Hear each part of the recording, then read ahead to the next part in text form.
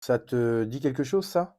Eh ben, le meilleur service que tu peux te rendre à toi et à tes vendeurs, c'est de t'en débarrasser définitivement. Parce que le son casse, c'est pas du tout efficace en vente. Le premier problème avec le son casse, c'est que tu demandes aux vendeurs, et encore pire, aux jeunes vendeurs, d'analyser leurs clients. Quand le vendeur fait ça, il coupe le lien avec le client.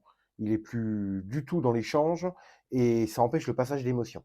Tu le sais, une des choses les plus importantes pour vendre, pour pas dire la chose essentielle, c'est de passer des émotions, parce que c'est comme ça qu'on achète. On achète avec les émotions et on rationalise ensuite.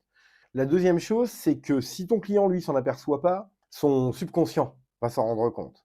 Il va se sentir analysé et il va donc envoyer des signaux de détresse pour mettre le client en sécurité.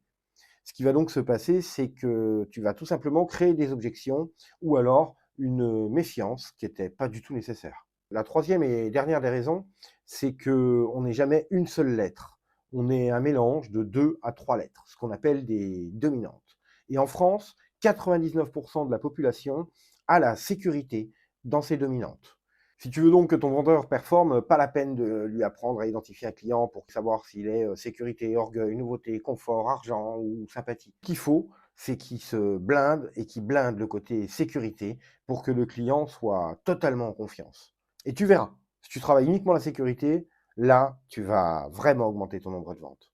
Bonne vente et bonne semaine à tous.